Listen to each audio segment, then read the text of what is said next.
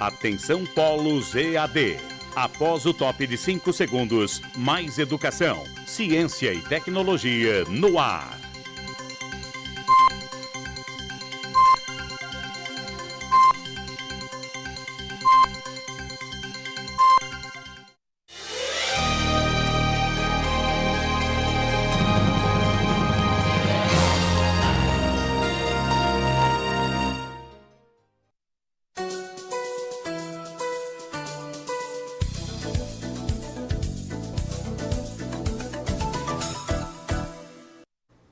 Olá, bom dia! Seja bem-vindo a mais um encontro aqui da nossa formação referente à disciplina de Educadores e Educandos. E aí, como é que foi a semana? Todo mundo estudou direitinho? Preparado para a nossa terceira aula? Então vamos à nossa terceira aula. Muito bem, primeiramente nós vamos apresentar o roteiro da nossa aula de hoje.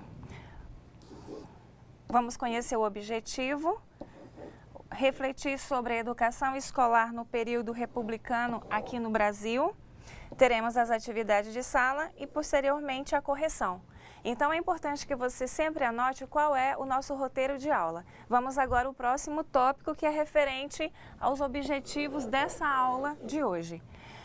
Primeiramente, compreender como Dom Pedro I e os políticos que criaram as leis, os decretos e as normas jurídicas para o país funcionar, e depois vamos refletir sobre a educação escolar no período republicano aqui no Brasil. Essas atividades, elas correspondem respectivamente à unidade 5 e à unidade 6 do nosso módulo. Na unidade 5, nós teremos a oportunidade de estudar a educação escolar nas províncias e a descentralização do ensino. Posteriormente, na unidade 6, teremos a oportunidade de ver um pouco a respeito da República dos Coronéis e as pressões populares pela educação escolar. No seu módulo aí, referente à disciplina, você pode seguir as duas unidades que estaremos trabalhando na manhã de hoje. Muito bem. Para o nosso início de conversa, vamos falar a respeito da educação escolar quando Dom Pedro I assinou a condução do país. Denominamos esse período de primeiro reinado, que vai de 1821 a 1831. Dom Pedro I foi um dos precursores do movimento de separação do Brasil de Portugal. Conversaremos também sobre os anos que seguirão o governo de Dom Pedro I até a instituição da República. É importante também você observar que todo esse conteúdo agora que vamos estudar, você pode também fazer leituras complementares para entender, ou até mesmo ver algum vídeo no YouTube, também vai te dar uma ideia bem legal desse assunto. Muito bem. Após a separação política de Portugal em 1822, houve pressões externas e internas das forças econômicas e políticas das províncias para que fossem organizadas leis nacionais. Referente às leis nacionais aqui no nosso país, você já observou a importância dessas leis para a organização e para o funcionamento nessa questão relacionada ao direito que o cidadão tem, aos direitos e deveres, para que se aplicam essas leis? Muito bem, então vamos compreender como Dom Pedro I e os políticos que o apoiaram criaram, primeiramente, as leis, os decretos e as normas jurídicas para o país funcionar. Então, as leis. Você sabe que a lei, ela está aí à disposição do cidadão. O cidadão tem direito ao voto, à educação, à saúde. Então, essas leis, elas são criadas até mesmo para normatizar como andam as coisas entre as pessoas, né? Além disso, os decretos também. O decreto X foi sancionado para isso. Qual finalidade? Então, os decretos também têm essa finalidade. Além disso, as normas jurídicas, né? Essa área jurídica, ela que é tão ampla e extensa nesse sentido de oferecer essa esses direitos ao cidadão. Para isso, nós temos órgãos aqui que cuidam dessa parte. Por exemplo, Ministério Público, Justiça Federal, que cuidam dessa parte de preservar o direito do cidadão. Muito bem. Referente ao que estamos estudando, nós temos aqui alguns questionamentos. Quais foram as medidas tomadas para as classes de primeiras letras? E para o ensino secundário? O que refletiu nesse sentido? Quem eram os estudantes dessas escolas? O que fizeram os presidentes das províncias para a educação formal? Nesses questionamentos, você observa o seguinte: que tipo de educação foi pensada? Que tipo de educação foi ofertada? Que tipo de direito o alunado tinha? Observe aqui. E para o ensino secundário, o que foi pensado? Quem eram os estudantes? Eu acredito que aí entre vocês deva ter alguém que comenta assim: na minha época, o ensino era dessa forma, nos dias de hoje o ensino é totalmente diferente. Nesse sentido, considerando aqui os questionamentos, o que você percebe de mudança? Já parou para pensar? Então, esse questionamento aqui serve para a gente fazer uma reflexão também aqui considerando a nossa figura, né? Com as interrogações. De que forma tudo isso aqui que nós estamos vendo contribui para que possamos entender o que acontecia, considerando o recorte temporal nessa época e nos dias de hoje. Vamos relembrar como a sociedade brasileira estava organizada. Primeiro ponto, do ponto de vista da economia. E depois do ponto de vista político. Observe que, do ponto de vista da economia, o Brasil continuava rural, com grandes fazendas de café, engenhos de açúcar, criação de gado, pequenas manufaturas, teares, a pecuária, de pequenos animais e agricultura de subsistência. Bom, esses pontos aqui que nós acabamos de destacar referente à época, eles também hoje se fazem presente na economia das regiões aqui do Brasil. É importante destacar que algumas delas ainda têm um potencial econômico muito significativo ainda no que se refere a isso. E aqui, quanto ao nosso estado, qual desses elementos aqui que você observa que ainda é muito presente? A gente pode destacar, né, a questão da pecuária, a criação de pequenos animais, né, que isso aqui é significativo, e a questão também da agricultura, considerando que nós temos terras bastante férteis e que favorece também esse lado aqui. E do ponto de vista político, prevalecia a força das oligarquias rurais e nas províncias ocorriam intensas rebeliões sociais na base popular que desejava mudanças. É importante também que você observe o seguinte: de que forma o indivíduo, o cidadão participa da questão política no seu país. Como você participa da questão política no seu país? A gente sabe, que nós vimos na aula passada, que muitas dessas organizações se dão através de movimentos e também partidos, sindicatos, entre outros. Então, essa forma aqui de organização, elas permitem, de certa forma, se construir essa base popular, que não deixa de ter como objetivo maior, né, as mudanças. Bom, na aula passada nós vimos alguns movimentos referentes à época. Aqui vamos ver Sabinada, que compreende de 1837 a 1838, a Revolta dos Malês, 1835, a Praieira, 1844 e 1848, a Guerra dos Farrapos, 1835 a 1845, a Balaiada, 1838 e 1841 e a Cabanagem, de 1835 a 1840. Só para recordar, na aula passada nós vimos a definição de movimentos. O que vem a ser os movimentos? Os movimentos eram organizados como forma de manifestar o que não estava de acordo. Era uma forma de expressão do grupo para dizer: nós não aceitamos isso, nós não queremos isso. Ainda hoje nós encontramos esses movimentos e são bem fortes. Observem aqui referente às datas, né? As datas em que ano ocorreram o início e o término de cada um deles. E esses 6 movimentos que você observa aqui no nosso organograma, eles entraram para a história, assim como fatos que acontecem no dia de hoje também entrarão para a história da nossa nação. Continuando, entre as principais reivindicações do movimento chamado praieira, é importante destacar aqui o seguinte: aí no seu módulo você vai observar a citação de todos eles, porém no módulo você vai observar alguns em destaque. Destacam-se o voto livre e universal do povo e plena e absoluta liberdade de comunicar os pensamentos por meio da imprensa. E depois, o trabalho como garantia de vida para o cidadão brasileiro, né? E o comércio só para cidadãos brasileiros. Então, referente a esse movimento aqui, você observa esses pontos que destacam exatamente como foi que a situação se desencadeou.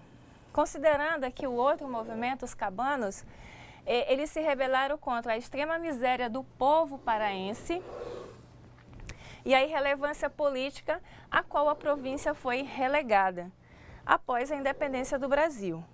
Nesse sentido, se observa que a denominação cabanagem, ela remete ao tipo de habitação da população ribeirinha mais pobre, formada por principalmente mestiços, escravos, libertos e índio.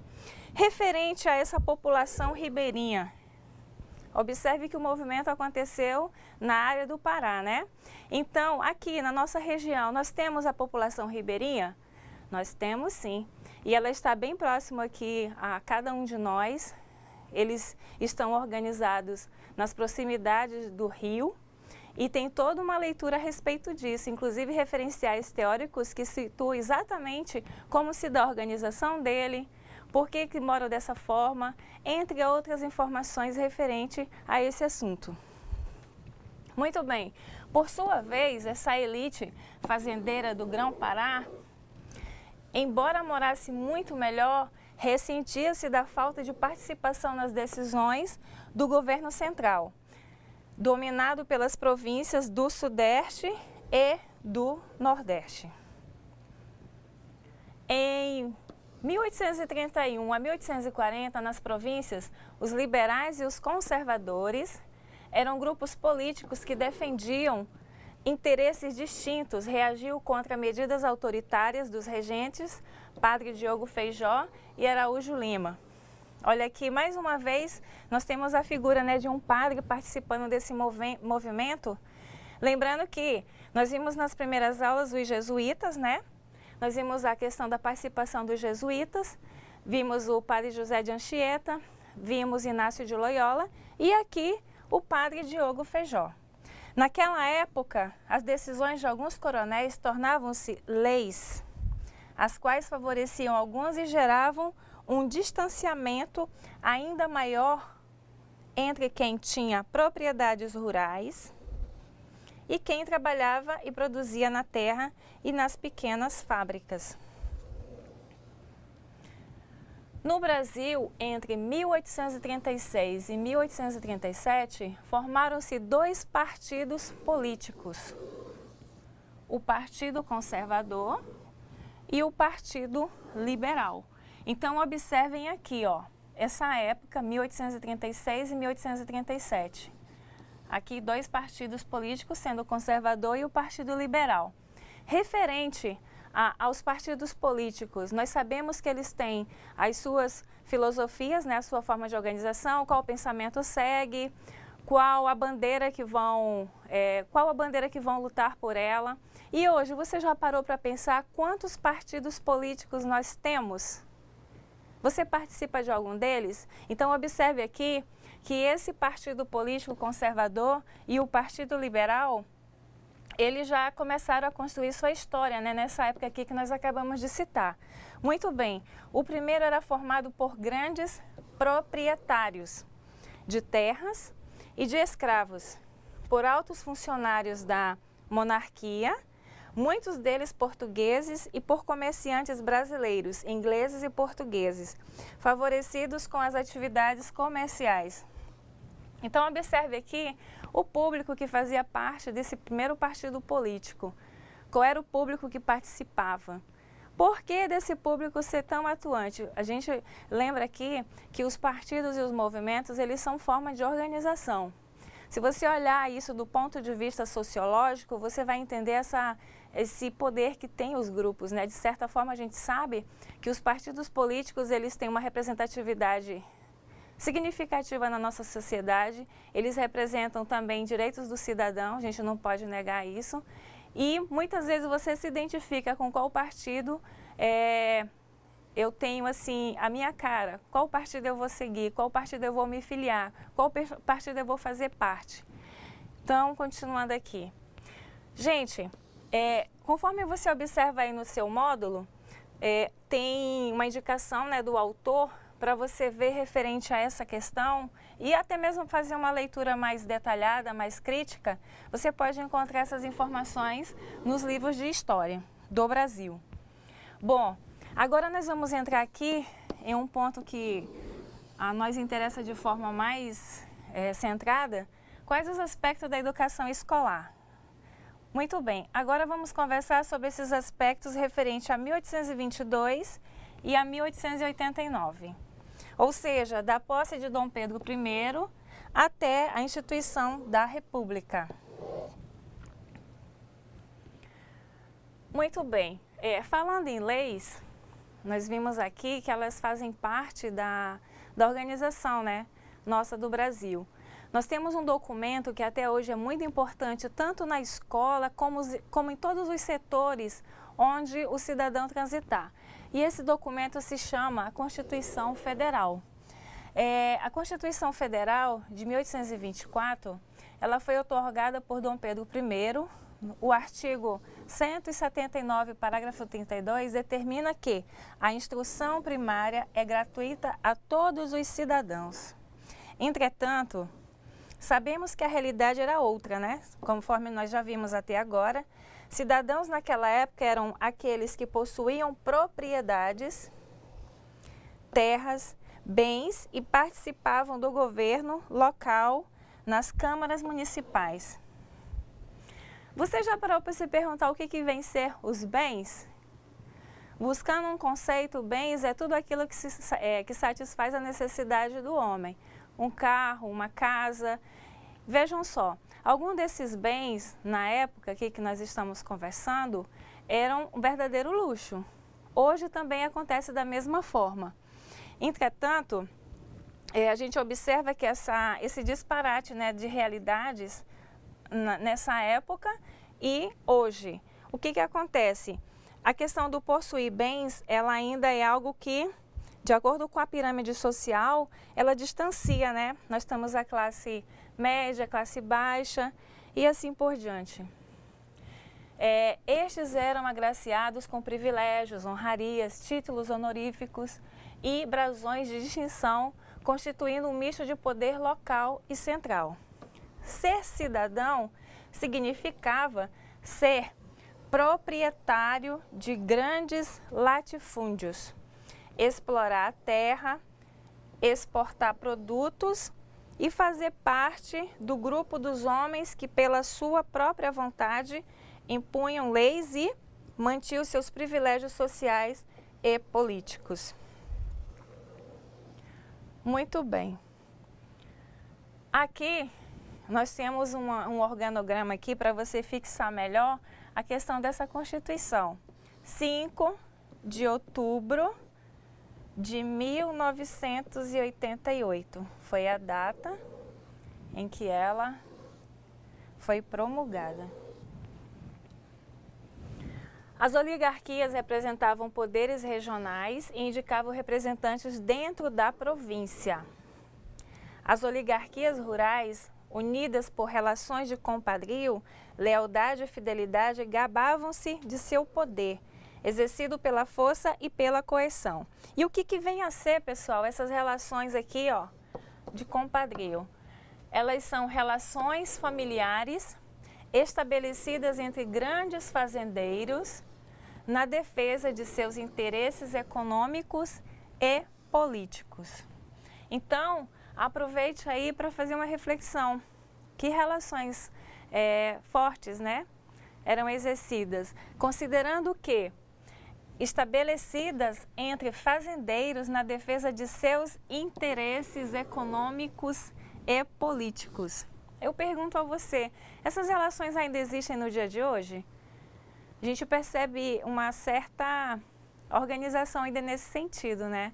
De vez ou outra a gente percebe aí nos noticiários algumas informações referentes a isso, onde se prioriza a questão dos interesses econômicos e políticos. A política e a economia sempre caminhando juntos. As escolas, elas continuavam insuficientes, isoladas e irregulares. Faltavam espaços adequados para a sala de aula e para mobílias. Ainda faltavam professores, materiais pedagógicos e recursos financeiros. Além do pouco reconhecimento da escola como lugar de formação de homens, os pais se recusavam a mandar suas filhas para as escolas. Os custos com alimentação, vestimentos e transporte, bem como a visão machista de que os estudos para nada serviam, distanciaram ainda mais o acesso das mulheres às escolas e os bens culturais.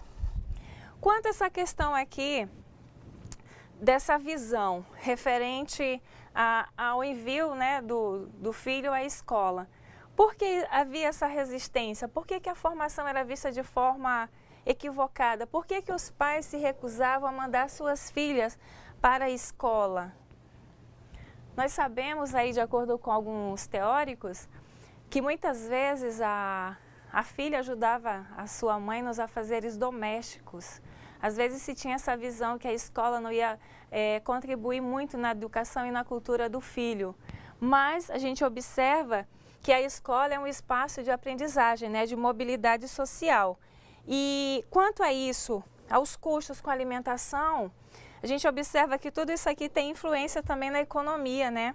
Além de alguns pensamentos ligados à questão do social e a questão propriamente da cultura. A educação escolar, ela refletia os conflitos entre a Igreja Católica e o Estado, sobre quando, como e de que maneira educar e também sobre quem tinha direito à educação. Nós sabemos, né, que direito à educação é garantido por lei ao cidadão, mas por que muitas vezes esse direito à educação era restrito a alguns grupos? Em outras palavras, na construção da sociedade brasileira, as autoridades que governavam não sentiam necessidade da escola e a educação acontecia em todos os lugares. Referente a isso, a educação acontecia em todos os lugares. Não esqueçam que alguns teóricos explicam isso. A educação está presente em todos os lugares, na rua, na igreja, na praça e na escola. Os espaços, eles se apresentam como esse espaço de educação.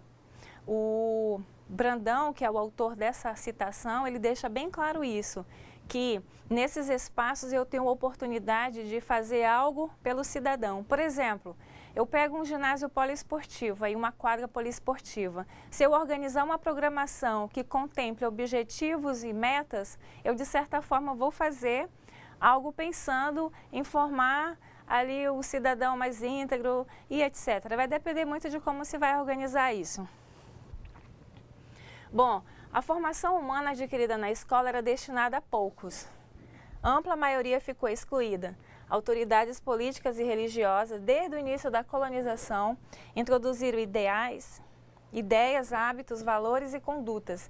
E pela coerção, punição e controle, pretendiam que todos os trabalhadores estivessem disciplinados, civilizados, acostumados ao trabalho.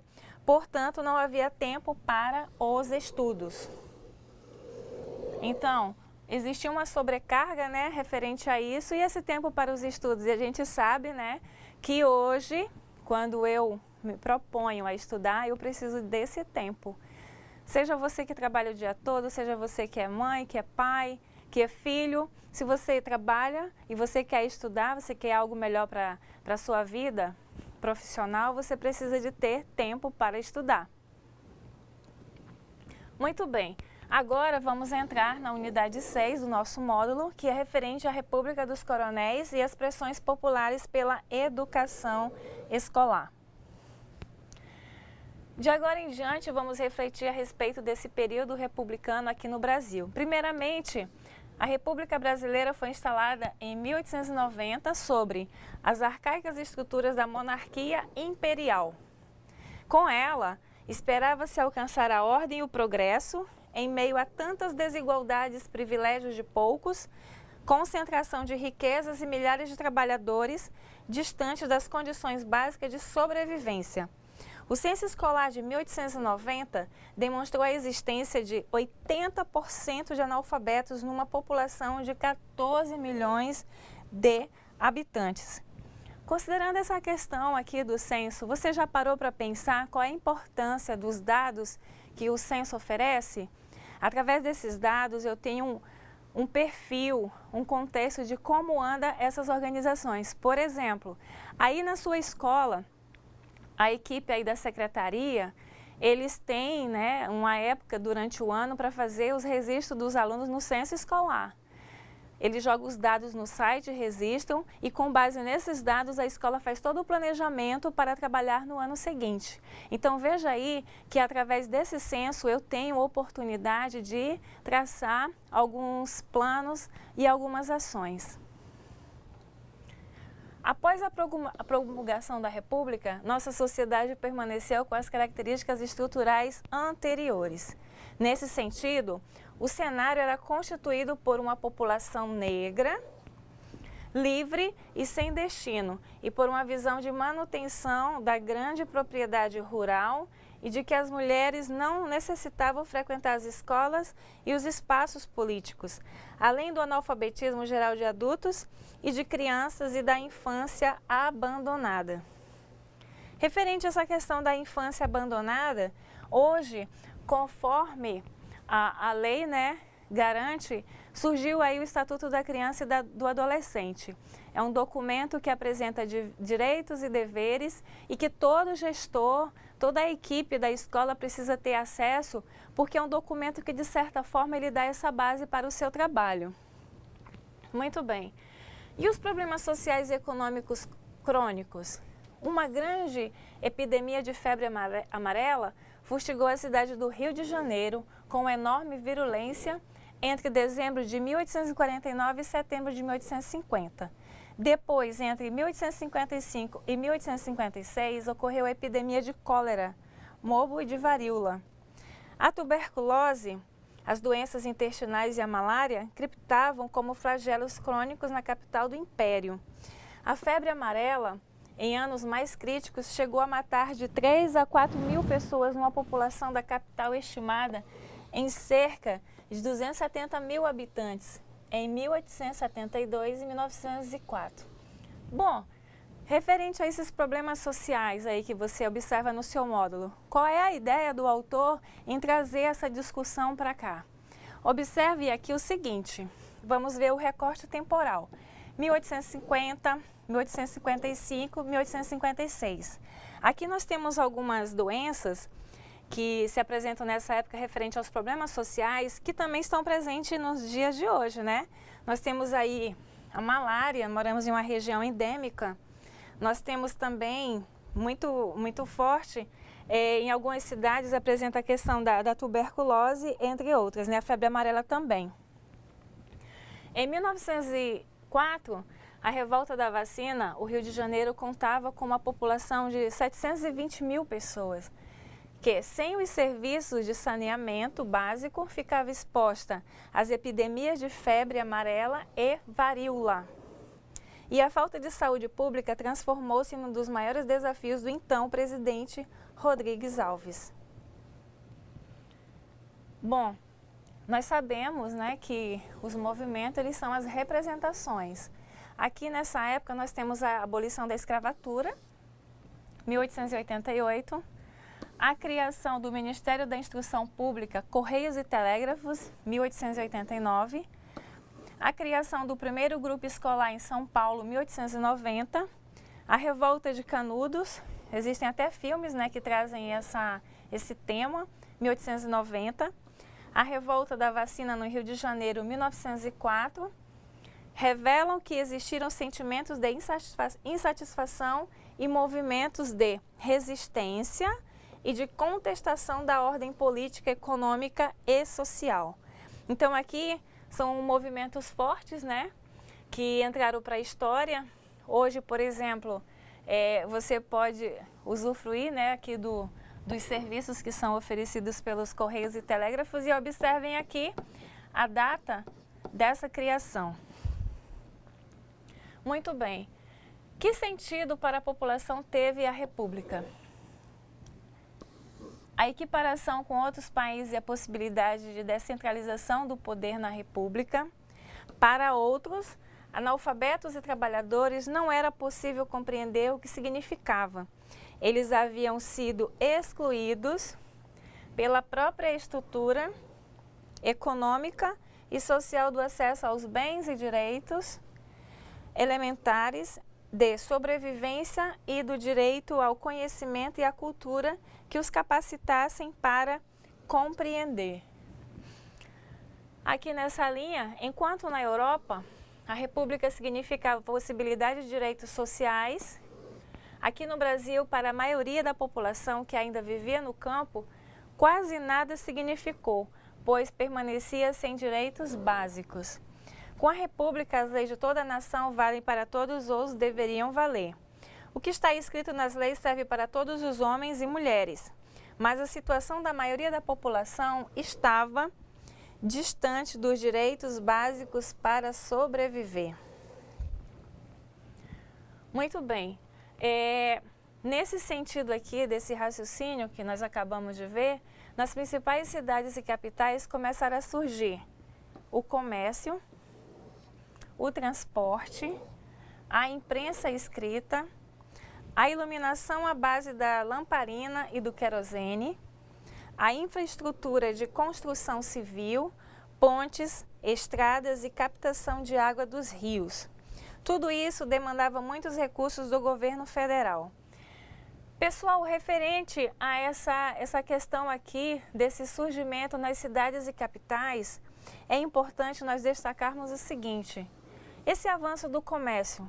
Por exemplo, aqui na região norte nós temos a Zona Franca de Manaus, nós temos ali na área de Guajará-Mirim a área de livre comércio. No Amazonas, nós temos em Manaus também uma área de livre comércio. Nesse sentido, aqui, se você observar, aqui no nossa capital, na década de 70, 80, como esse transporte estava organizado. E observe também na época, né? Então, observe aí que foram um avanço significativo e que hoje foram transformados, lapidados para se tornar de uma forma melhor. Observe aqui na área da construção civil, até mesmo pontes, nós temos aqui na nossa capital também pontes aqui surgindo para melhorar o acesso a 2 estados, e essa captação de água, como ela se dá, hoje a modernidade, a tecnologia, tudo favorece.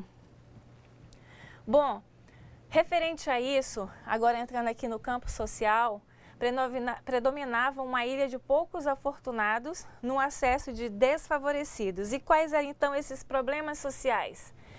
Temos aqui nesse esquema doenças, analfabetismo, pobreza, moradia, isolamento, discriminação social e a miséria.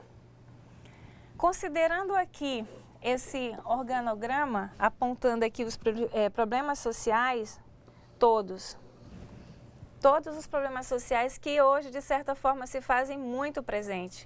As doenças evoluem a cada dia, doenças novas surgem, muitas delas surgem em função da pobreza. Muitas vezes, essas doenças, o indivíduo não tem uma moradia correta, e essa moradia, ela por ser em uma área não muito favorável, pode gerar doenças. Então, se a gente observar aqui, cada uma dessas situações, de certa forma, está interligada. E essa discriminação social? Por que desse disparate entre as classes sociais? Por que uns têm mais e outros têm menos? Tudo isso se enquadra nos problemas sociais. Será que está ligada à questão da distribuição da renda? Por que essa renda ela é distribuída de uma forma assim, bem desigual? Nesse sentido, aí na sua escola, você observa que se trabalha com o termo renda per capita. Com essa renda per capita, você passa a ter um entendimento de como funciona essa questão da economia aí na sua escola. Continuando, então, na década de 1820 e 30, como a educação escolar foi tratada pelos governos? Foi um momento de muitas reformas. Depois, a falta de escolas primárias e secundárias e um número grande de estudantes sem o direito à educação. Lembrando que o direito à educação está garantido por lei. Mas por que não se aplica para todos? Então, durante os primeiros anos da República, nosso atraso industrial era justificado pela pouca educação escolar. Além disso, a economia do país passou a exigir um trabalhador com algum tipo de conhecimento e de comportamento. Sendo assim, a escola pública tornou-se necessária, um lugar adequado para disciplinar as pessoas e transmitir as regras de civilidade e de conduta que contribuíssem na produção econômica. Você observa aqui, nesse sentido, essa reflexão aqui que nós acabamos de ver. Por que a escola pública tornou-se necessária? Por que ela se tornou um lugar adequado para disciplinar as pessoas e transmitir as regras de civilidade? Se vocês observarem na questão da história da educação propriamente dita, você vai observar esse avanço no campo educacional. Qual é a missão da escola, qual é a tarefa da escola, o que é educar. Se você observar da nossa primeira aula até agora, você vai observar também esses elementos bem pontuados, como ela começou e assim por diante, considerando aqui esse lugar adequado para disciplinar. A gente também ouve falar no termo adestrar, né? O adestramento, a disciplina e assim por diante. Muito bem. Nesse sentido, quais seriam as funções da escola pública? Então, determinadas por meio do modelo de homens e de mulheres que se desejaria para uma sociedade capitalista de classes. Portanto, coube às escolas, entre outras instituições, selecionar, hierarquizar e classificar aqueles que tinham aptidão para as atividades de comando. Outros, considerados incapazes de aprender, deveriam ser encaminhados para tarefas manuais e inferiores. Afirmava-se, portanto, a divisão entre classes sociais, legitimando a separação entre os que elaboram e os que executam as práticas sociais.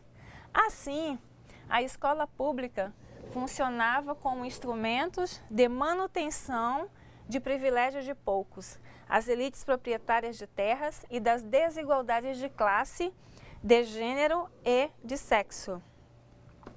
É verdade que a formação escolar e moral que os filhos das elites recebiam nessas escolas os colocava em melhores condições que a maioria. Então, observa aí, pessoal, referente a essa organização, né, as classes escolares. Por quê? Olha, na área da sociologia, se observa essa leitura referente ao gênero e sexo. Essa escola, ela funcionava como instrumento de manutenção desses privilégios de poucos, que a gente sabe.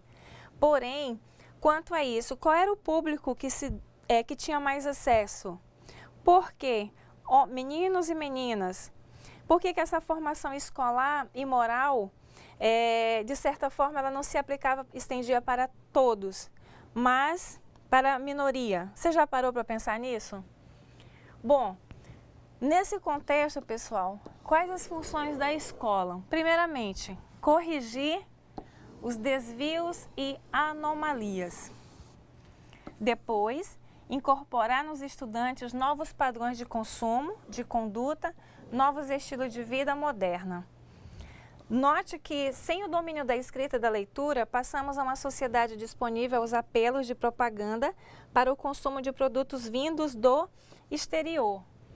Nós temos algumas palavras que fazem parte do nosso contexto que são americanizadas. E na escola nós também temos que saber lidar com elas, porque de certa forma termina por influenciar na questão cultural. Agora observa aqui o seguinte, Porque dentre as funções da escola, que na época se pautava em corrigir os desvios e anomalias. Que desvios seriam esses? Que anomalias seriam essas? Seriam relacionadas à conduta do aluno? Seriam relacionadas à forma de aprendizagem? Considera-se o todo, né? Nesse sentido. E esses novos padrões de consumo, de conduta, e esses estilos de vida moderno?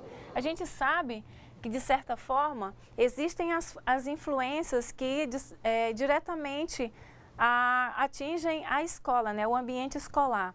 E para isso nós estamos sempre preparados para trabalhar e aproveitar o que esses ensinamentos externos trazem e para que possamos fazer também um trabalho na escola. É por isso que quando você aí na sua escola vai organizar alguns documentos, como por exemplo o seu PPP da escola, você precisa traçar um perfil aí socioeconômico do seu alunado, também inclua junto o dos servidores, para você ter essas informações aqui também e saber como fazer esse tipo de trabalho.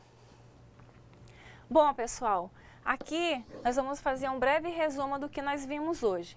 Primeiro, a República, ela herdou grande número de analfabetos, poucas escolas primárias e secundárias e poucos recursos financeiros e pressões populares. Depois, os governos tinham um discurso de modernização da sociedade por meio da educação que nos tirasse do atraso cultural e industrial e impulsionasse o país para a vida urbana e industrial. Então aqui, ó, nesses dois primeiros tópicos, você observa a questão, né, do que foi herdado e a respeito do recurso de modernização da sociedade por meio da educação. Ainda, referente ao resumo, a educação pública, insuficiente em todo o país, ela serviu de instrumento de formação das elites dirigentes e de preparação para o trabalho, conduzindo a um sistema dual de ensino, onde a escola que formava para o trabalho pragmática, utilitária e com aprendizagem dos rudimentos para inserção nas fábricas, indústrias e comércios, e a escola clássica propedêutica. Aqui trata-se de ensino que preparava os estudantes para o acesso ao ensino superior, destinado a formar os dirigentes e os burocratas para o trabalho da condução e administração do próprio Estado. Então aqui mais dois tópicos que a gente observa referente ao resumão, né, do que a gente viu até agora. Bom, caso você tenha dúvida referente ao que nós vimos e estudamos agora, não se esqueça de consultar o seu módulo, não se esqueça de consultar o seu tutor e o chat, onde nós podemos trocar ideias, você tirar sua dúvida, você mandar sua pergunta para cá e nós estamos à disposição de todos aí que estão fazendo o curso pró-funcionário. Agora é o momento das atividades. Até a volta.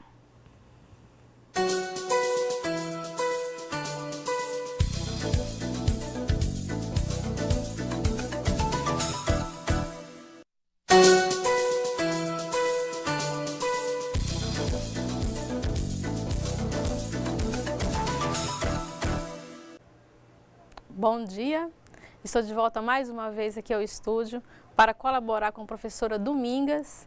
E antes da colaboração, que é a correção das atividades, eu gostaria de mostrar para vocês um pensamento do Darcy Ribeiro, do nosso saudoso Darcy Ribeiro, para que a gente possa refletir sobre o que foi dito nessa brilhante aula que ela apresentou até agora. Vamos lá?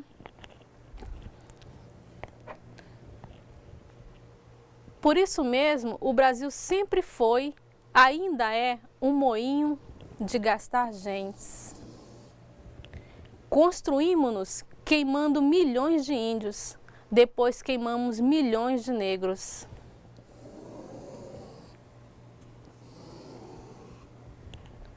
Atualmente estamos queimando, desgastando milhões de mestiços brasileiros.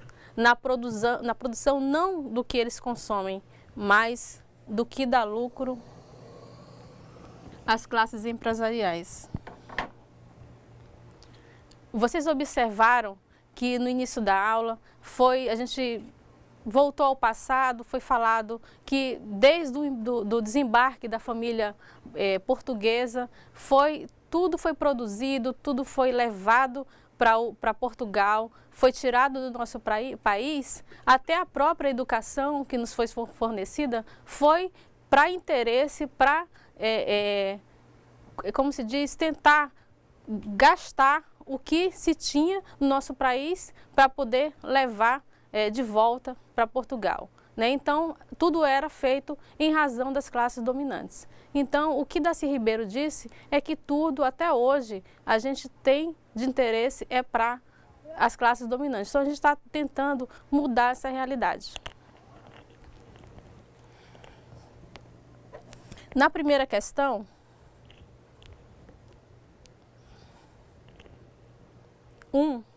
em que ano Dom João VI e toda a corte portuguesa apressadamente aportaram-se em Salvador? Que ano foi, né, que eles desembarcaram no nosso país? Então, a gente tem aqui várias opções. Como foi colocado na aula, foi em 1808 que eles desembarcaram em nosso país, né? Desembarcaram de forma apressada, né? Estavam recebendo pressão, então desembarcaram no nosso país nessa época. Na questão 2, quais eram as características da educação escolar conduzida pelo Marquês de Pombal? Então, a educação escolar conduzida pelo Marquês de Pombal é utilitária e profissional.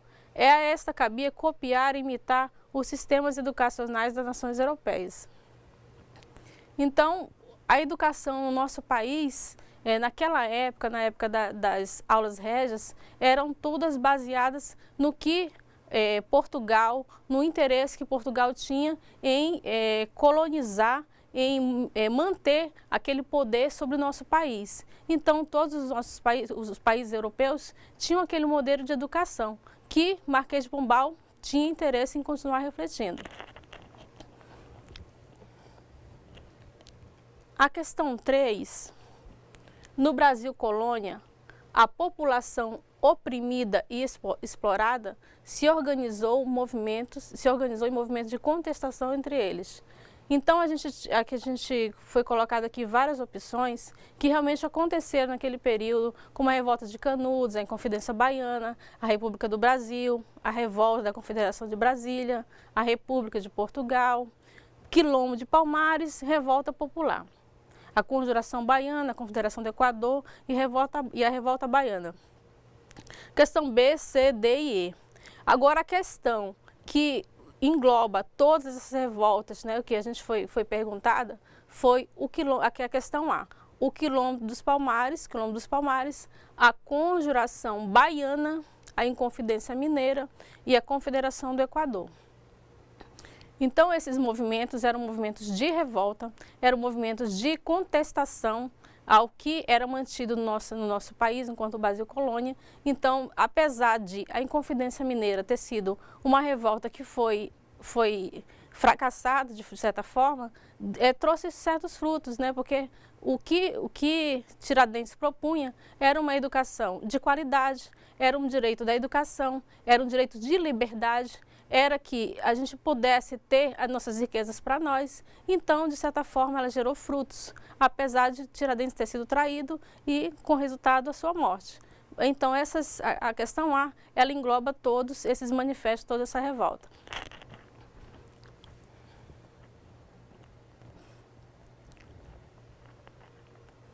A questão 4.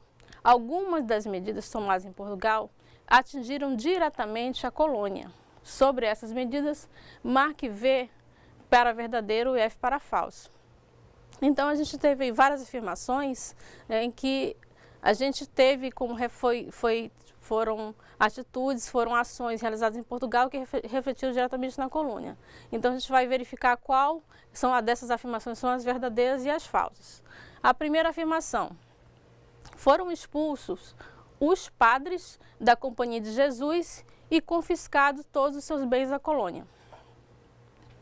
Os padres jesuítas possuíam várias propriedades, fazendas, animais, né, os prédios eram de uma estrutura de muita qualidade e esses prédios foram realmente confiscados porque naquela época os jesuítas deixaram de atender os desejos da colônia, da coroa. Então realmente eles foram expulsos. Então essa resposta é verdadeira. Em 5 de maio de 1768 foi criado a Real Mesa Censória, com o objetivo de censurar os livros indesejáveis.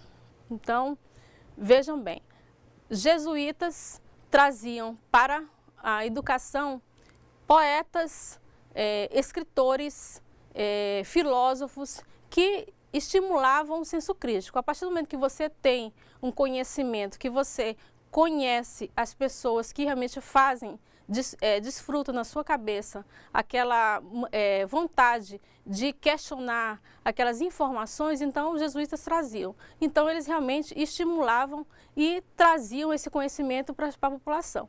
Então a partir desse momento foi censurado certos livros. Então nesse momento, em 5 de maio de 1768, foi criado a Real Mesa Censória, porque propunha que censurasse os livros indesejáveis. Então, a questão é verdadeira. Foi proibida a circulação de materiais pedagógicos dos padres jesuítas. Também a gente teve, era um material muito rico, era um material que era baseado toda nos filósofos, na literatura europeia, então realmente estimulava esse senso crítico, então foi proibido também a circulação de materiais pedagógicos. Então a questão é verdadeira. E pelo alvará de 10 de novembro de 1772, criou-se o imposto chamado subsídio literário, cobrado sobre aguardente destilado nos engenhos e carnes cortadas nos açougues para custear o pagamento dos professores.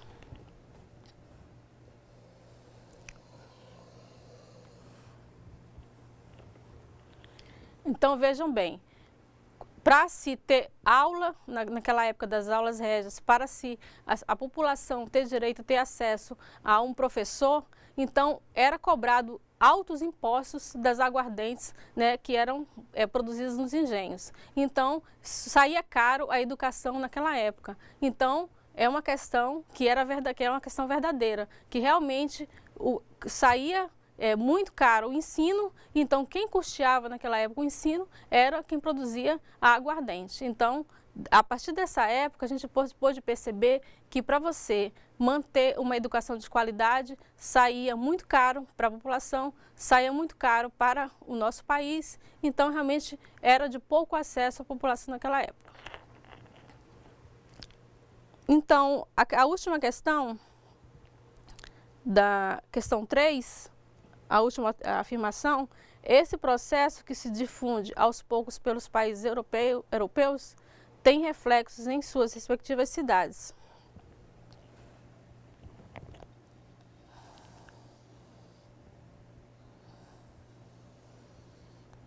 Esse processo que se difunde aos poucos pelos países europeus. Essa questão falsa, porque realmente esse processo foi muito difundido. Né? Então, ele é uma questão falsa, foi muito difundido. Então, tudo que era decidido em Portugal era compartilhado. Então, a partir do momento que era decidido em Portugal, era trazido realmente de forma bem abrangente no Brasil colônia. A questão 5, ela já traz a questão bem atual, para que a gente faça uma reflexão no momento no momento escolar. Como era a escola onde você estudou? Como você recorda quem eram os funcionários? Resiste um texto, uma lembrança, um caso que marcou sua trajetória como aluno.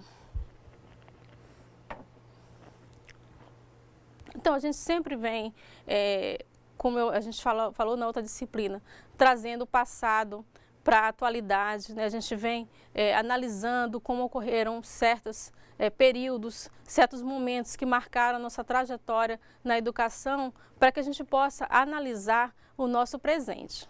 Então, quando a gente conhece o passado, a gente pode observar os requisitos, né, que trouxeram cada mudança que ocorreram no período.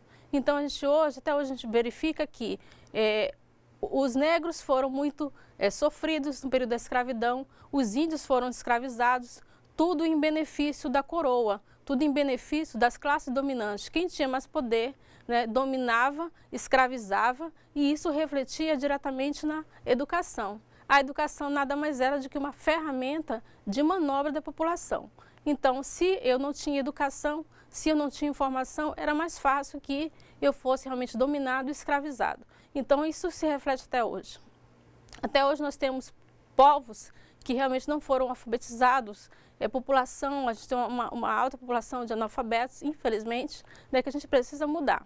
Então, quando a gente analisa essa questão, como era a escola onde você estudou, a gente verifica o seguinte: mesmo com todos esses problemas, mesmo analisando toda essa trajetória, como foi quando você, como aluno, mesmo sabendo que a história trouxe esses requisitos, né? Como eram as principais figuras que você lembra dos funcionários, da pessoa da portaria, do diretor, daquela pessoa que contribuía diretamente na sua educação, o próprio professor. O que era passado para você enquanto história? Como era informado sobre a corte portuguesa? O que a professora passava? A princesa Isabel, ela era uma heroína? Como você soube que ela era uma heroína ou não? Você soube como aconteceu a morte de Tiradentes? Você teve essas informações? Você pode conhecer e analisar de uma forma crítica? Foi realizado um debate em sala de aula para verificar em que momento o Brasil estava? Então, essas perguntas são importantes para que a gente traga o passado, né, e analise o presente, para que a gente possa interferir no futuro. Então, é essa a proposta da nossa disciplina, e a gente vai aqui encerrar nossa aula e até a próxima.